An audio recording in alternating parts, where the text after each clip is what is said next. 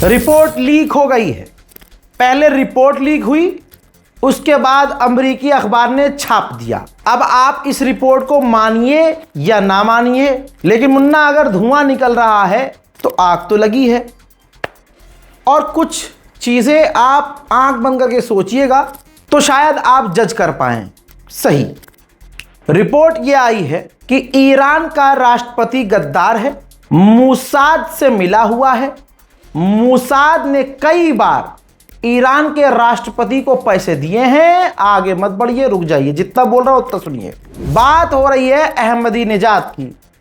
Iran के पूर्व राष्ट्रपति अहमदीनेजाद, जो अपने कार्यकाल में अमेरिका और इजराइल के लिए खतरनाक थे, अमेरिका को भर भर कर धमकियां दिया करते थे। लेकिन अब मैं इनके पिछले रिकॉर्ड पर नहीं जा रहा हूं, सीधी रिपोर्ट बता रहा हूं। ये छप गई रिपोर्ट अमेरिका के अखबार में, ये रही द न्यूयॉर्क टाइम्स। हमने इसको वेरीफाई भी किया है, कई जगह वेरीफाई कर लिया हमने। ये रिपोर्ट ईरानियन इंटेल तक पहुंच चुकी है। ईरान की गवर्नमेंट को पता है, लेकिन ईरान इसको एक्सेप्ट नहीं कर सकता। आप खुद अगर ईरानी गवर्नमेंट में होते तो आप भी कबूल ना करते। ठीक, अब खुलासा क्या हुआ है भाई। इजराइल की मोसाद ऐसे काम में एक्सपर्ट है। रिपोर्ट यह है कि पहले से ही मोसाद से 2024 से, पता नहीं कब से, उससे पहले से ही, लेकिन कंफर्म है कि 2024 से पहले से वो मोसाद के टच में थे। यहां तक कि ईरान के पूर्व राष्ट्रपति अहमदीनेजाद, इन्होंने 2024 में हंगरी में मोसाद के लीडर से और कमांडर से मुलाकात की थी। यह भी खेल खुल गया है कि इन्होंने मोसाद से तीसरे रास्ते से कई बार मोटी रकम भी ली। अब इसकी जानकारी अमेरिका को इजराइल ने बाद में दी थी। जंग के दौरान भी, जो 41 दिन जंग हुई है, ईरान के राष्ट्रपति अहमदीनेजाद के बारे में बताया गया है, जो पूर्व राष्ट्रपति हैं, कि ये उस दौरान भी इजराइल के साथ टच में थे। दोस्तों, हंगरी ये गए थे ये बहाना बनाकर कि एक ऑफिशियल मीटिंग पे जा रहा हूं, और वहां अहमदीनेजाद ने मोसाद के एजेंट से मुलाकात की। यहां तक कि जब ईरान पर हमला हुआ, तब तक अहमदीनेजाद को पूरी तरह से इजराइल अपने पाले में ले चुका था। ऑब्वियसली 1 रुपया भी पकड़ लिया तो आदमी तो फिर सामने वाले की बात मानेगा ही मानेगा। और आप ईरान का रिकॉर्ड उठा के देखिएगा, ईरान को अंदर ही अंदर लोगों ने ज्यादा चोट पहुंचाई है।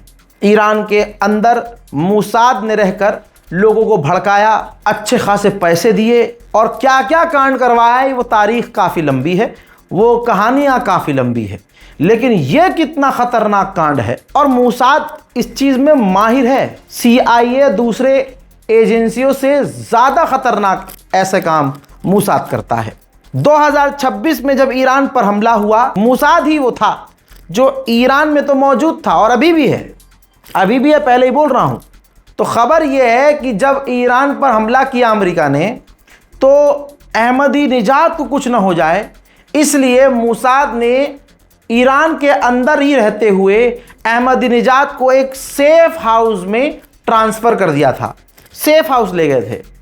क्यों? उनको क्यों प्रोटेक्ट कर रहा था भाई? डील हो चुकी थी, और डील ये थी कि ईरान के सुप्रीम लीडर को हटाकर, वहां की सरकार गिराकर अपना आदमी बिठा दिया जाएगा, यानी अहमदीनेजाद को बिठा दिया जाएगा एज अ राष्ट्रपति। कितना खतरनाक खेल था। जंग के दौरान एक खबर आई, जिसको मुझे याद है कि मैंने ब्रेक किया था और बताया था कि पूर्व राष्ट्रपति अहमदीनेजाद को भी कत्ल करने की कोशिश इजराइल ने की है।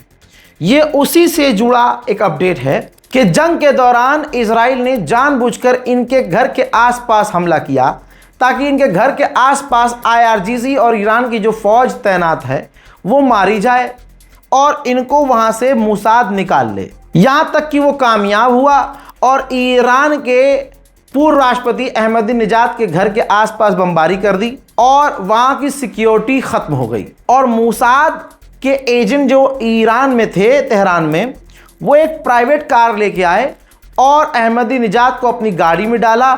ईरान के अंदर ही मोसाद ने जो अपना सेफ प्लेस बनाया था वहां ले गए। इसके बाद पता नहीं क्या हुआ, रिपोर्ट में ये लिखा है, वैसे ही बता रहा हूं जो लिखा है। रिपोर्ट में ये लिखा है कि नहीं पता क्या हुआ, लेकिन ये इजराइल के सेफ हाउस में जो ईरान में था उसमें गए तो थे, लेकिन वो रुके नहीं वहाँ और खुद ही वहाँ से निकल लिए, भागे, बच के भागे, या फिर उनको बता के किसी स्ट्रैटेजी और प्लानिंग से वहाँ से निकले, लेकिन निकल गए। उसके बाद अपडेट ये है कि IRGC को भनक चल गई कि अहमदी निजाद गद्दार हैं, तो अहमदी निजाद को हाउस अरेस्ट कर लिया गया IRGC के द्वारा। शायद यही वजह है कि इस पूरी जंग में बड़े बड़े जो कांड हुए, सड़कों पर जनाबे अली लरीजानी जैसा आदमी जो इजराइल के डायरेक्ट निशाने पर था और पता था लरीजानी को कि इजराइल मार देगा, तब भी वो सड़क पर आए, ठीक। और फिर बाद में हुआ ये कि उनको शहीद भी किया गया। लेकिन ऐसे कई सेंसिटिव जगहों पर पूर्व ईरान के राष्ट्रपति अहमदी निजाद सामने नहीं आए। एक दो बार वो सामने आए, उसके बाद वो नहीं आए।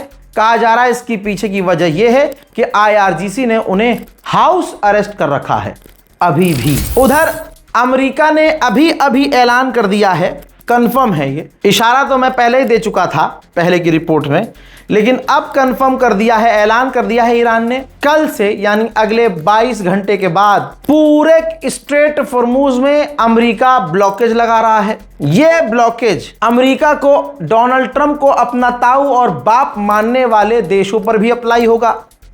दुनिया भर के टैंकर्स अब ईरान के रास्ते से नहीं जा पाएंगे, और अगर आपको मालूम है अगर जाएगा कोई भी टैंकर तो उसे अमेरिका को पैसा देना होगा, यह भी आप सुनने वाले हैं। अब क्योंकि अमेरिका ने ही स्ट्रेट ऑफ हॉर्मूज बंद करने का ऐलान कर दिया कि हम पीछे से ही बंद कर देंगे, तो तेल के दाम 8% बढ़ गए हैं। लीजिए, इधर अपनी संसद को यानी कांग्रेस को डोनाल्ड ट्रंप ने बता दिया है कि 7 जुलाई से ईरान के साथ जंग शुरू हो चुकी है, हम अपने डिफेंस में लड़ रहे हैं और जंग की शुरुआत हो चुकी है। ईरान के पायलट की जमकर तारीफ हो रही है जिसने सऊदी अरब के हमलों के बीच उसी एयरपोर्ट पर जहां बमबारी कर रहा है सऊदी अरब, वहां ईरान के पायलट ने महान एयरलाइंस को लैंड कराया। जरा ये वीडियो देखिए जिसमें हमला हो रहा है, हमले का धुआं दिख रहा है और ईरान के एक्सपर्ट पायलट ने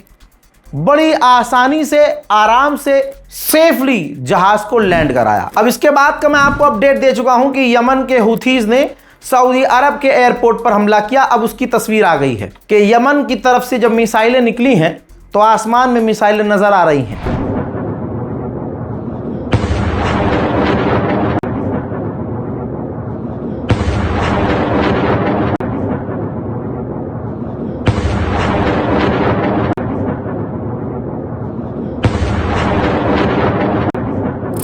गुलाबी सुअर का लालच तो दुनिया के सामने खुल गया कि हुर्मुज का कंट्रोल वो लेकर 20% तमाम दुनिया के जहाज़ों से वो पैसा वसूलेगा।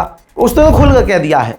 इस पर ईरान के विदेश मंत्री का पहली बार रिस्पॉन्स आया है और उन्होंने कहा है कि अमेरिका के राष्ट्रपति बिल्कुल सही हैं। भाई, सेफ्टी सिक्योरिटी हुर्मुज में अगर कोई प्रोवाइड करवा रहा है तो सर्विस चार्ज तो वो लेगा, लेकिन 20% वो ज़्यादा मांग रहे हैं, हम कम लेंगे। और स्ट्रेट ऑफ हॉर्मूज का गार्जियन हमेशा से ईरान रहा है। खुद अमेरिका के ऑफिशियल ने चिंता व्यक्त की है कि अमेरिका के जो मिसाइल इंटरसेप्टर्स हैं वो काफी कम हो चुके हैं, जिसे दोबारा से भरने में सालों लगेंगे। ईरान के ऊपर अमेरिका शाहिद ड्रोन की ही कॉपी दाग रहा है। फोटो जारी किया है IRGC ने और कहा है कि हमने अपने ही ड्रोन की कॉपी जो अमेरिका ने हम पर बनाकर दागी थी, उनमें से कई सारे ड्रोन्स को हमने मार गिराया है। ईरान के सुप्रीम लीडर के एडवाइजर ने कहा है कि कोई भी हमारा देशभक्त ईरानी जो स्ट्रेट ऑफ हॉर्मूज में तैनात है, अमेरिका की धमकियों की वजह से पीछे नहीं हटेगा। उधर ईरान ने स्ट्रेट ऑफ हॉर्मूज में अभी अभी